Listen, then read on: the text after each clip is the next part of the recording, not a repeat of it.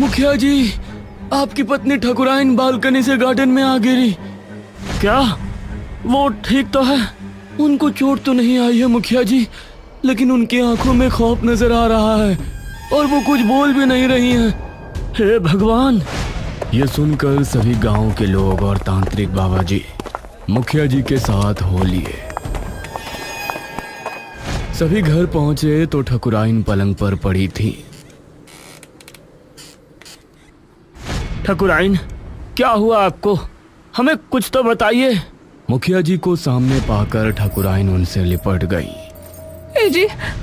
कुछ देर ठकुराइन ऐसे ही मुखिया जी के गले लगी रही और फिर हिम्मत करके बोली, मुझे बहुत ही भयानक सपना दिखाई दिया और फिर ऐसा लगा कि कोई मेरा पैर खींच रहा है। मैं अपने आप बालकनी में खींची चली गई और अपने आप को संभालने की कोशिश की तो गार्डन में जा गिरी। उसके बाद मुझे होश ही नहीं रहा कि मैं कहाँ हूँ। ये सुनकर सभी हैरान रह गए और तांत्रिक बाबा बोले, ठकुराइन जी, क्या आपके घर से आपकी कोई चीज गायब है?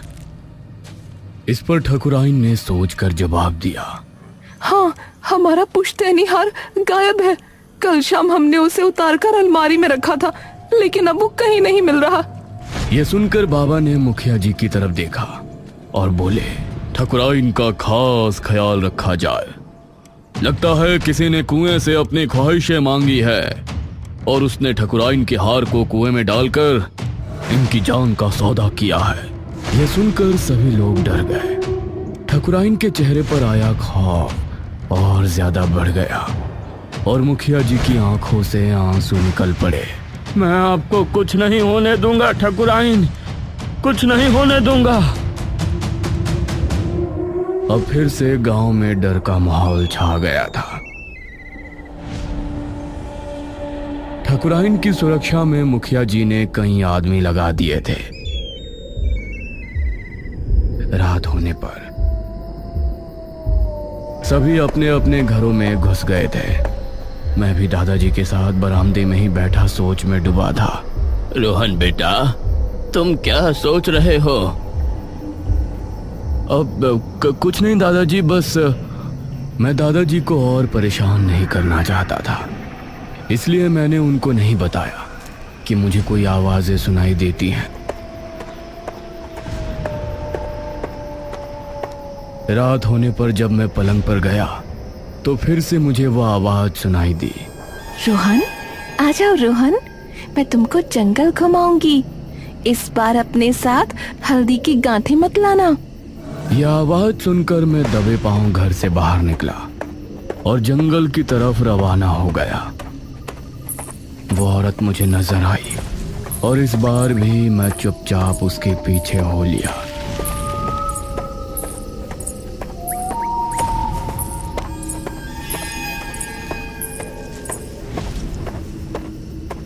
आप पिछली बार भाग क्यों गई थी? आप हल्दी की गांठों से क्यों डरती हो? अगर जंगल घूमना चाहते हो तो चुपचाप मेरे साथ चलते रहो। इस तरफ मुखिया जी भी अपनी पत्नी के साथ कमरे में बैठे थे। अरे आप कब तक ऐसे जागते रहेंगे? सो जाइए ना। नहीं, आज मुझे नींद नहीं आएगी। तुम्हारी जान खतरे में है। ठीक है मेरे पति देव, मैं भी देखती हूँ अब कब तक मेरे लिए जागते रहते हैं। इस तरफ मैं कुंड के सामने बैठ चुका था। अब तुम अपनी आंखें बंद कर लो। उसके कहने पर मैंने मेरी आंखें बंद की और फिर उसने मेरे कंधों पर हाथ रखकर मंत्र पढ़े। काफी देर तक मंत्र पढ़ने के बाद वो मुझसे अलग हुई। अब तुम आंखें खोल सकते हो। मैंने आंख खोली तो पाया कि सामने एक मटका रखा हुआ है।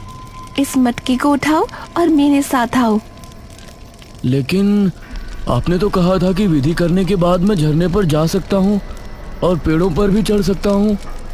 वो तो तुम कर सकते हो रोहन, लेकिन इसके पहले तुमको मेरा एक काम करना पड़ेगा। मैं तुम्हारे लिए इतना कर रही हूँ, क्या तुम मेरा काम नहीं करोगे? यह सुनकर अब मुझे थोड़ा सुकून मिला। यही तो मैं जानना चाहता था। ऐसा कौन सा काम है जिसके लिए वो मुझे आवाजें लगाया करती थी?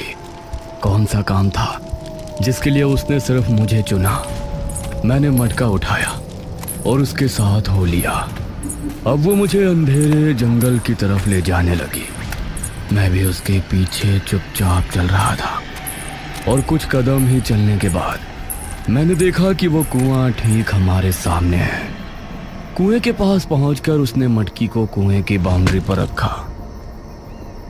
क्या मुझे यहाँ पानी भरवाने लाई हो? सब पता चल जाएगा, अभी तुम अपनी आंखें बंद करो। उसके कहने पर मैंने झट से अपनी आंखें बंद कर ली। दूसरी तरफ ठकुराइन आराम से मुखिया जी के पास सो रही थी। मुखिया जी की भी अब आंख लग गई थी। तभी उसकी ओढ़ी हुई चादर अपने आप खिसकने लगी।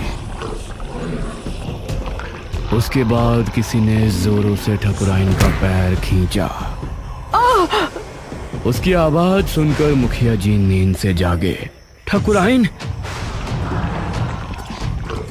मुखिया ने जल्दी से अलमारी से एक माला उठाई जो हल्दी की गांठों की बनी थी।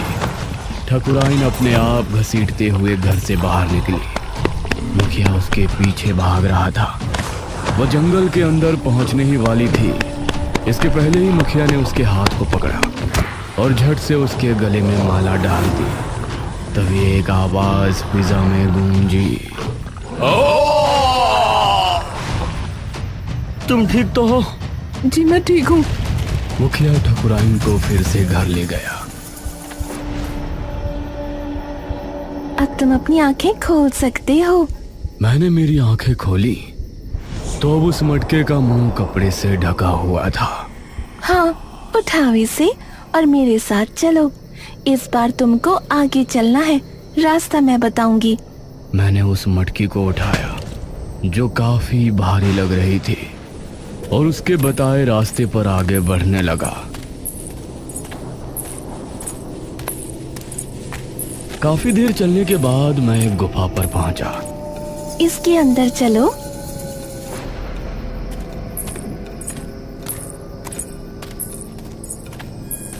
गुफा के अंदर जाने पर मुझे बहुत ठंड लग रही थी। मेरी रफ्तार जब भी हल्की होती तो वो मुझे टोकते हुए तेज चलने को कहती। इसी तरह चलते हुए मैं एक जगह पहुंचा जहां जमीन पर 5 गोल घेरे बने थे। इसे घेरे में ये मटकी रख दो। मैंने उस मटके को घेरे में रख दिया और फिर वो मुझे गुफा के बाहर ले आई। अब मैं तुमको उस इलाके में ले चलती हूँ। अब तुम झरने में नहा भी सकते हो और पेड़ों से फल भी तोड़कर खा सकते हो। इस पर मैंने खुश होने का नाटक किया। वो मुझे झरने पर ले गई जहां मैंने खूब मौज मस्ती की। पेड़ों पर चढ़कर मैंने फल भी खाए, उसे ये दिखाने के लिए कि मैं सिर्फ एक भोला भाला हूं। लेकिन असल में मेरे दिमाग में वो सवाल गूंज रहा था, मेरे हाथों उस मटकी को गुफा के अंदर रखवाने के पीछे उसकी क्या वजह थी? ये काम वो किसी और से भी तो करवा सकती थी। कुछ देर ऐसे ही मस्ती करने के बाद मैंने उससे विदा ली और घर पहुंचा।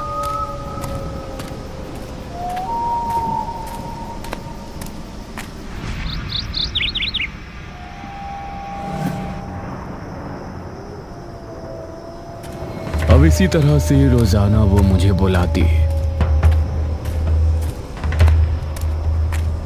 और एक घेरे में एक मटकी रखवाती। अब 3 रातें पूरी हो गई थी और 3 मटके गुफा में पहुंचाए जा चुके थे। मेरे मन में अब ये जानने की जिज्ञासा थी कि उन मटकों में ऐसा क्या होता है जो वो मुझे नहीं बताती। अपनी आंखें बंद कर लो।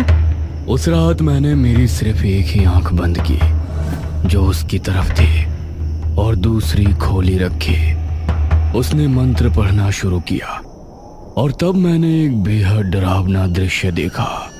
आज रात मटके को उठाते हुए मुझे अजीब सा डर लग रहा था, लेकिन मैंने उसे जाहिर नहीं होने दिया।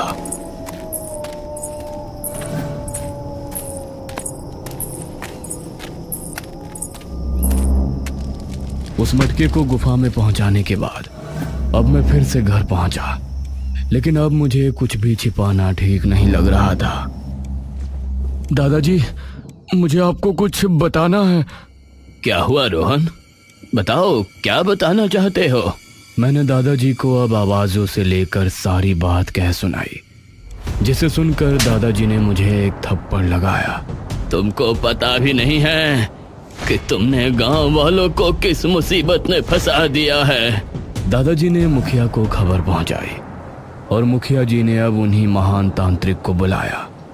वह कुर्सी पर विराजमान थे और मैं किसी मुजरिम की तरह उनके सामने खड़ा था। जिज्ञासा, जिस जिज्ञासा के चलते तुमने ये गलती की है वो कोई छोटी गलती नहीं है रोहन बेटा। मुझे अपना बाजू दिखाओ। यह सुनकर मैंने कमीज ऊपर करके अपना बाजू उन्हें दिखाया। मेरे बाजू पर एक छोटा सा काला निशान था जो पैदाइशी था। मंजरी को हमने बुरी तरह मार पीट कर गांव से निकाल दिया था, लेकिन उसे काली विद्या आती थी, इसलिए उसने किसी तरह से अपने आप को बचा लिया था।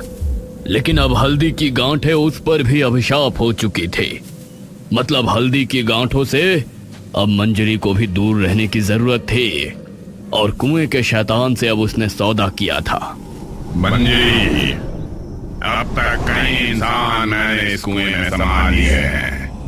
अब तुम जाओ तो अपनी शक्तियां बढ़ाने के लिए और मुझे इस कुएं से आजाद कराने के लिए एक विधि कर सकती हो। कैसी विधि देव? तुमको वो बच्चा ढूंढना है जिसके बाजू पर एक काला निशान है। उस बच्चे के जरिए तुमको एक विधि करनी है। उस विधि का तरीका ये है, तुमको उस बच्चे को किसी भी तरह कुएं पर लेकर आना है। उस बच्चे के हाथों उस गुफा में लेकर जाना है जहां तुम अपनी तंत्र विद्या करती हो। तो एक महामंत्र पढ़ने के बाद तुम्हारे और मेरे ऊपर से हल्दी की गांठों का अभिशाप हट जाएगा और फिर हम दोनों और शक्तिशाली हो जाएंगे। ये गांव वाले फिर हमसे किसी भी तरह से बच नहीं पाएंगे। मैं ऐसा जरूर करूंगी देव, जरूर करूंगी। ये सुनकर सभी गांव वाले हैरान रह गए और मेरा तो मानो खून ही जम गया था। इसका मतलब उसने मेरे जरिए अपनी आधी से ज्यादा विद्या को पूरी कर लिया है। हाँ, लेकिन घबराने की जरूरत नहीं है। तुम अभी भी अपनी गलती सुधार सकते हो। तांत्रिक बाबा मुझे कुटिया में ले गए और मुझे अकेले में कुछ समझाया।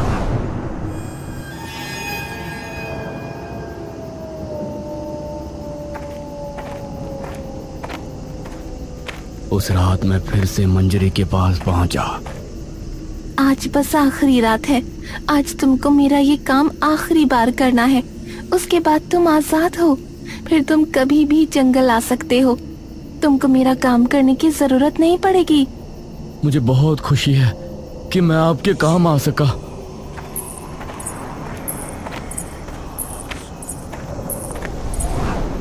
उस रात भी मैं हाथ में मटके लिए गुफा में पहुंचा। मैंने आखिरी 5वें घेरे में मटके को रखा और जमीन पर बैठ गया। उसके बाद वो जमीन पर बैठी और आंखें बंद करके मंत्रों का जाप करने लगी। हाँ, यही सही मौका है। मैं अपनी जगह से उठा और मटका उठाकर गुफा के बाहर फेंक दिया। ऐसा करने से ना जाने उसे क्या दर्द हुआ। वो चीखती हुई अपनी जगह से उठ गई।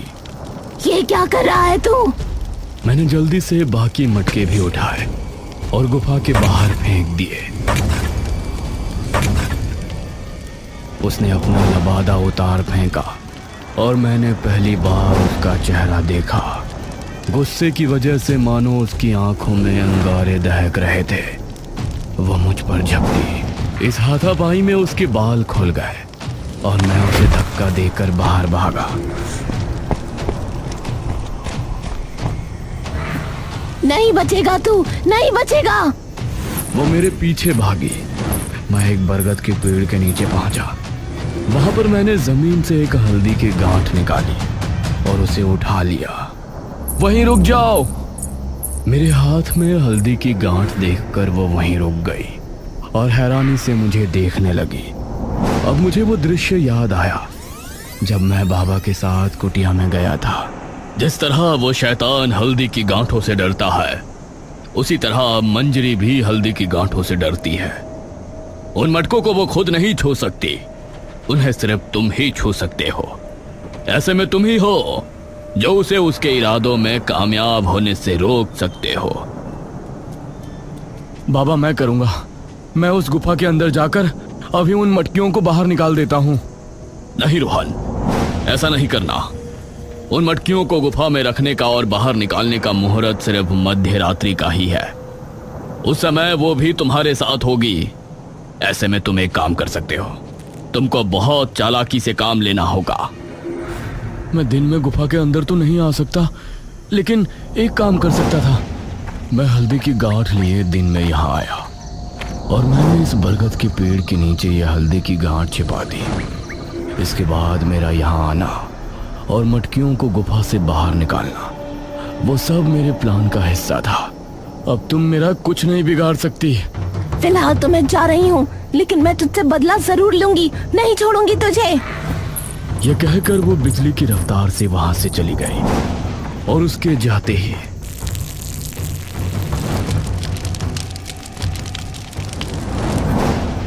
उसी रात एक शख्स हाथ में लालटेन लिए काला लबादा पहने हुए कुएं पर पहुंचा। उसने अपनी जेब से एक चीज निकालकर कुएं में डाल दी।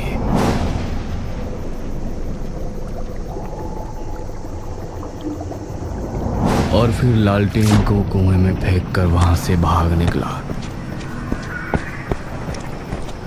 मैं गांव पहुंचा और मैंने पूरी घटना उन्हें कह सुनाई। रोहन बेटा, तुमने बहुत बहादुरी वाला काम किया है। अब वादा करो कि कभी जंगल नहीं जाओगे। लेकिन अभी खतरा टला नहीं है। मंजरी जिंदा है और कुएं का शैतान भी। इस पर मैं मुस्कुराया और बोला, तांत्रिक बाबा, मैं चाहता हूं कि आप सभी मेरे साथ कल रात कुएं पर चले। ये सुनकर सभी हैरान रह गए। ये क्या कह रहे हो तुम रोहन? दादाजी, बस एक बार मेरी बात मान लीजिए, मुझे आप सभी को कुछ दिखाना है। ठीक है रोहन बेटा, तुम हमें जो भी दिखाना चाहते हो हम जरूर देखेंगे, लेकिन कुएं के करीब कोई नहीं जाएगा। अगली रात सभी गांव वाले मेरे साथ जंगल पहुंचे और सभी कुएं के इर्द गिर्द खड़े हो गए। कुएं के अंदर से अजीब सा धुआं निकला, लेकिन काफी लोग थे, इसलिए कोई भी डर कर नहीं भागा। उस समय मंजरी गुफा के अंदर कुंड के सामने बैठी हुई मंत्र उच्चारण कर रही थी। तभी जोरों की हवा चली और कुंड की आग बुझ गई। ये क्या हुआ? तभी किसी अदृश्य शक्ति ने उसका पैर खींचा और वो घसीटने लगी। ये क्या कर रहे हैं आप? मेरे देव! मंजरी बुरी तरह से घसीट रही थी। गांव के सभी लोग कुएं के पास खड़े थे। उन्होंने मंजरी को कुएं की तरफ आते देखा तो हैरान रह गए। अरे ये तो मंजरी है। मंजरी ने कुएं पर आकर बाउंड्री को कसकर पकड़ लिया। मंजरी आंटी, कल रात आप जब मेरा गला दबा रही थी तो मैंने आपके कान की बाली उतार ली थी और फिर कल ही मैंने उस बाली को कुएं के अंदर डालकर अपनी ख्वाहिश मांगी कि कुएं का शैतान आपको अपने अंदर खींच ले और उसके बाद ये कुआं हमेशा के लिए शैतान से मुक्त हो जाए। ये सुनकर मंजरी के साथ सभी गांव वाले भी हैरान रह गए। मंजरी चीखती हुए कुएं के अंदर जा गिरी और फिर चारों तरफ सन्नाटा छा गया। तभी कुएं के अंदर से काला धुआं निकलकर ऊपर आसमान में चला गया। रोहन बेटा, तुमने पूरे गांव को खतरे से बचा लिया। पूरे गांव को। तुम बहुत बहादुर हो। मुझे तुम पर गर्व है बेटा। दादाजी ने फक्र से मुझे गले लगा लिया। सभी गांव वाले अब बहुत खुश थे, क्योंकि उस रात के बाद से कुएं का खौफ हमेशा के लिए खत्म हो गया।